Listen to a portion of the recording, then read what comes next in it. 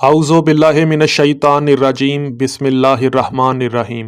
سامعین اور ناظرین، پچھلی ویڈیو میں نے آپ کو بتایا تھا کہ جب غیر شیعہ حضرات کے امام ابو حنیفہ کہ جن کی فقہ پاکستان میں رائج ہے نے امام جعفر صادق علیہ الصلوۃ والسلام کے بیٹے موسیٰ کاظم علیہ الصلوۃ والسلام کو شرمندہ کرنے کی غرض سے ان سے سوالات کیے تو اپنے زمانے کے سب سے بڑے عالم امام موسیٰ ابن جعفر الکاظم علیہ الصلوۃ والسلام نے ابو حنیفہ کو اس قدر مدلل، فصیح اور بلیغ جواب دیے جسے سن کر ابو حنیفہ نہ صرف حیران رہ گئے بلکہ انہیں اپنی کم علمی اور امام موسیٰ کاظم علیہ الصلوۃ والسلام کے بلند علمی قد کا اعتراف بھی کرنا پڑا۔ سامعین، ابو حنیفہ غیر شیعہ کے وہ امام ہیں جنہوں نے امام جعفر صادق علیہ الصلوۃ والسلام کا دور بھی پایا ہے۔ جب ابو حنیفہ امام جعفر صادق علیہ الصلوۃ والسلام سے ملنے گئے تو امام جعفر صادق علیہ الصلوۃ والسلام نے ابو حنیفہ سے وہ سوالات کیے جو مشہور کتاب احتجاج تبرسی میں امام جعفر صادق علیہ الصلوۃ والسلام کے احتجاج کے باب میں درج ہے۔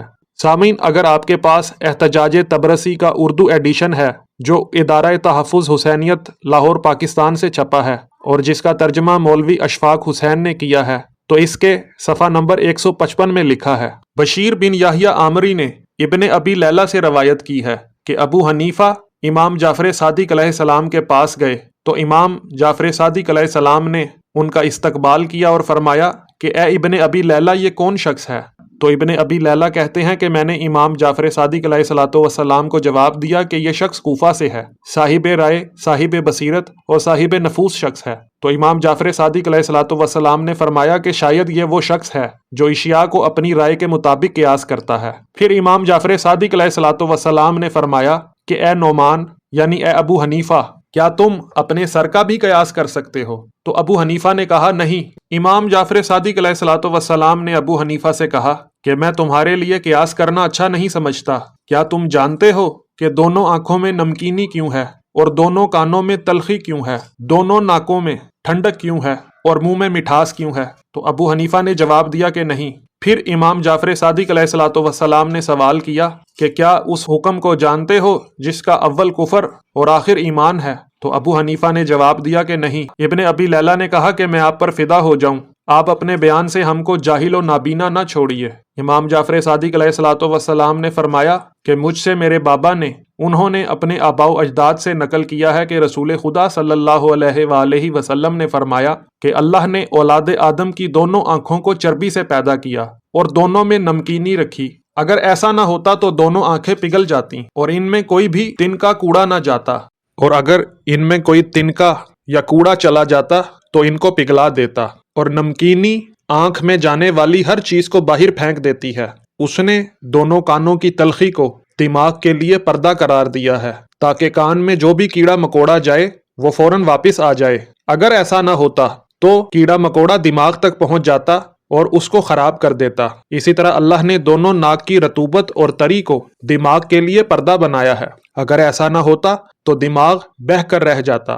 منہ کی شیرینی اولاد آدم پر اللہ کی جانب سے ایک احسان ہے تاکہ وہ کھانے پینے کی لذت کو محسوس کر سکیں۔ پھر امام جعفر صادق علیہ الصلوۃ والسلام نے فرمایا کہ وہ کلمہ جس کا پہلا حصہ کفر اور آخری حصہ ایمان ہے وہ لا الہ الا اللہ ہے۔ پھر امام جعفر صادق علیہ الصلوۃ والسلام نے فرمایا کہ اے نعمان بن ثابت، قیاس سے پرہیز کرو۔ میرے بابا نے اپنے آباء و اجداد سے نقل کیا ہے کہ رسول اللہ صلی اللہ علیہ وآلہ وسلم نے فرمایا کہ جس نے بھی دین میں قیاس کیا اللہ اس کو ابلیس یعنی شیطان کا ساتھی بنائے گا، کیونکہ شیطان نے ہی سب سے پہلے قیاس کیا، کیونکہ شیطان نے کہا کہ اللہ نے مجھ کو آگ سے پیدا کیا اور آدم کو مٹی سے پیدا کیا۔ تو امام جعفر صادق علیہ الصلوۃ والسلام نے ابو حنیفہ سے کہا کہ تم بھی قیاس کو چھوڑ دو، خدا کا دین قیاس سے نہیں بنایا گیا۔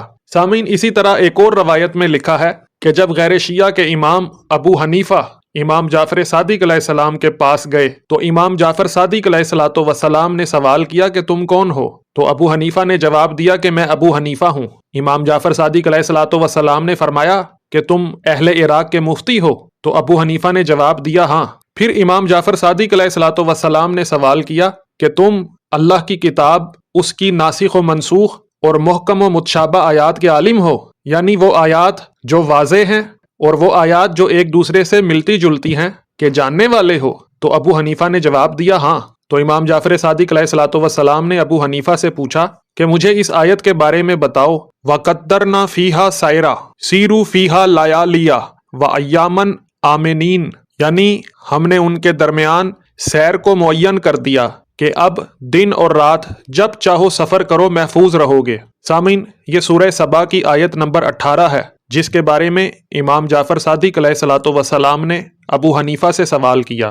تو امام نے پوچھا کہ وہ کون سی جگہ ہے کہ جہاں جب چاہے سفر کے دوران انسان محفوظ رہے گا؟ تو ابو حنیفہ نے جواب دیا کہ وہ جگہ مکہ اور مدینہ کے درمیان ہے۔ تو امام جعفر صادق علیہ الصلوۃ والسلام اہل مجلس کی طرف متوجہ ہوئے اور فرمایا کہ میں تم کو خدا کی قسم دے کر سوال کرتا ہوں کہ کیا تم لوگ جب مکہ اور مدینہ کے درمیان سفر کرتے ہو تو کیا تم قتل کے خوف سے محفوظ ہوتے ہو یا اس خوف سے محفوظ ہوتے ہو کہ تمہارے مال چوری ہو جائیں گے؟ تو حاضرین مجلس نے جواب دیا نہیں، نہ ہی ہم محفوظ ہیں نہ ہمارے اموال محفوظ ہیں۔ پھر امام جعفر صادق علیہ الصلوۃ والسلام نے کہا اے ابو حنیفہ تجھ پر وائے ہو، یقیناً اللہ حق کے علاوہ کچھ نہیں فرماتا۔ پھر امام جعفر صادق علیہ الصلوۃ والسلام نے سورہ آل عمران کی آیت نمبر 98 وَمَن دَخَلَهُ كَانَ آمِنًا، یعنی جو اس میں داخل ہو گیا وہ امان میں ہو گیا کے بارے میں سوال کیا۔ تو امام جعفر صادق علیہ الصلوۃ والسلام نے ابو حنیفہ سے پوچھا کہ وہ کون سا مقام ہے کہ جس میں داخل ہو کر انسان امان میں آ جاتا ہے؟ تو ابو حنیفہ نے جواب دیا کہ وہ جگہ بیت اللہ الحرام ہے، یعنی خانہ کعبہ ہے۔ سامعین، پھر امام جعفر صادق علیہ الصلوۃ والسلام دوبارہ اہل مجلس کی طرف متوجہ ہوئے اور ان سے پوچھا کہ میں تمہیں خدا کی قسم دے کر سوال کرتا ہوں، کیا تم نہیں جانتے کہ عبداللہ ابن زہیر اور سعید ابن جبیر دونوں بیت اللہ میں داخل ہوئے لیکن پھر بھی قتل سے محفوظ نہیں رہ سکے؟ تو حاضرین مجلس نے جواب دیا کہ بے شک ایسا ہی ہے، وہ دونوں قتل سے نہیں بچ سکے۔ تو امام جعفر صادق علیہ الصلوۃ والسلام نے فرمایا کہ اے ابو حنیفہ تجھ پر وائے ہو، اللہ حق کے سوا کچھ نہیں کہتا۔ اس پر ابو حنیفہ نے کہا کہ میرے پاس کتاب خدا کا علم نہیں ہے، میں تو قیاس کا عالم ہوں۔ امام جعفر صادق علیہ الصلوۃ والسلام نے فرمایا کہ اگر تم قیاس کرتے ہو تو اپنے قیاس سے مجھے بتاؤ کہ اللہ کے نزدیک قتل بڑا گناہ ہے یا زنا؟ تو سامعین، ابو حنیفہ نے جواب دیا کہ قتل زنا سے بڑا گناہ ہے۔ تو امام جعفر صادق علیہ الصلوۃ والسلام نے سوال کیا کہ اگر قتل زنا سے بڑا گناہ ہے تو اللہ نے قتل میں 2 گواہوں اور زنا میں 2 کی بجائے 4 گواہوں کی گواہی کو ضروری کیوں قرار دیا ہے؟ ابو حنیفہ اس کا جواب نہیں دے سکے۔ پھر امام جعفر صادق علیہ الصلوۃ والسلام نے سوال کیا کہ کیا نماز افضل ہے یا روزہ؟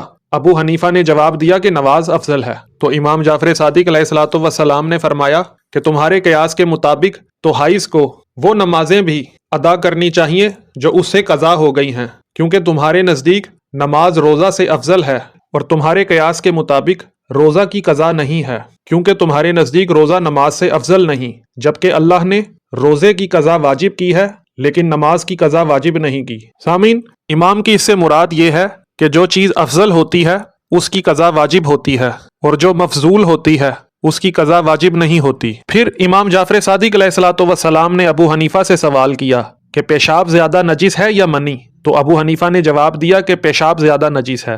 تو امام جعفر صادق علیہ الصلوۃ والسلام نے فرمایا کہ تمہارے قیاس کی بنا پر پیشاب سے غسل واجب ہونا چاہیے، نہ کہ منی سے، جبکہ خدا نے منی خارج ہونے کی صورت میں غسل کو واجب کیا ہے لیکن پیشاب نکلنے کی صورت میں غسل کو واجب نہیں کیا۔ سامعین، امام کے یہ استدلال سن کر ابو حنیفہ نے جواب دیا کہ میں تو صاحب رائے ہوں۔ تو امام جعفر صادق علیہ الصلوۃ والسلام نے سوال کیا کہ اس شخص کے بارے میں تمہاری کیا رائے ہے کہ جس کا ایک غلام ہے، ایک ہی رات آقا اور غلام نے نکاح کیا اور ایک ہی رات میں دونوں نے اپنی اپنی بیویوں سے ہم بستری کی، پھر دونوں آقا اور غلام سفر میں چلے گئے اور دونوں بیویوں کو ایک ہی گھر میں چھوڑ دیا، ان دونوں بیویوں سے 2 بچے پیدا ہوئے، پھر ان پر مکان کی چھت گر پڑی اور دونوں عورتوں کی موت ہو گئی لیکن دونوں کے بچے بچ گئے۔ تو امام جعفر صادق علیہ السلام نے فرمایا کہ بتاؤ تمہاری رائے کے مطابق مالک کون اور مملوک کون، وارث کون اور موروث کون؟ سامعین، امام جعفر صادق علیہ السلام کے اس سوال پر ابو حنیفہ بوکھلا گئے اور کہا کہ میں تو صرف صاحب حدود ہوں، یعنی مجرموں پر حد جاری کرنے والا ہوں۔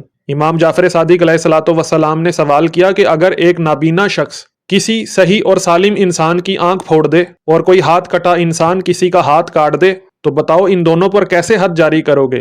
سامعین، ابو حنیفہ امام کے اس سوال کا جواب بھی نہیں دے سکے اور انہوں نے کہا کہ میں تو انبیاء کی لائی ہوئی چیزوں کا عالم ہوں۔ تو امام جعفر صادق علیہ الصلوۃ والسلام نے سوال کیا کہ جب خدا نے موسیٰ اور ہارون کو فرعون کے پاس بھیجا تو فرمایا لعلہ یتذکر او یخشی، کہ شاید وہ نصیحت مان لے یا ڈر جائے۔ تو اس آیت میں لفظ لال تمہاری نظر میں شک ہے؟ تو ابو حنیفہ نے جواب دیا ہاں۔ تو امام جعفر صادق علیہ الصلوۃ والسلام نے پوچھا کیا یہ شک خدا کی طرف ہے جو شاید کہا؟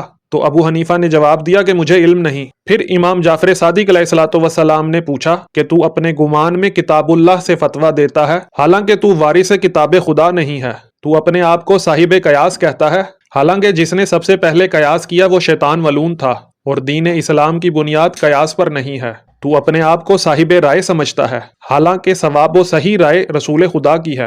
اس کے علاوہ خطا ہے، کیونکہ خدا نے فرمایا ہے کہ اے رسول آپ ان کے درمیان حکم خدا کے موافق فیصلہ کیجئے، لیکن اللہ نے کسی دوسرے کی خاطر ایسا نہیں فرمایا، جبکہ تم اپنے آپ کو صاحب حدود مانتے ہو، حالانکہ جس پر حدود نازل کیے گئے وہ ان حدود کو تم سے زیادہ جانتے ہیں۔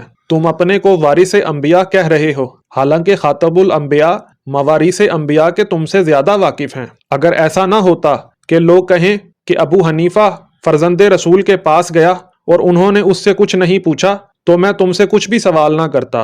اگر تم صاحب قیاس ہو تو قیاس کرو۔ تو سامعین، امام جعفر صادق علیہ الصلوۃ والسلام کے اس قدر فصیح و بلیغ بیان کو سننے کے بعد ابو حنیفہ نے کہا کہ آج کے بعد میں کبھی بھی دین خدا میں قیاس اور اپنی رائے سے کام نہیں لوں گا۔ تو امام جعفر صادق علیہ الصلوۃ والسلام نے فرمایا کہ ابو حنیفہ ایسا ہرگز نہیں ہو سکتا۔ ریاست اور حکومت کی محبت تم کو قیاس کرنے سے نہیں چھوڑے گی، جس طرح تم سے پہلے والوں کو چھوڑنے نہیں دیا۔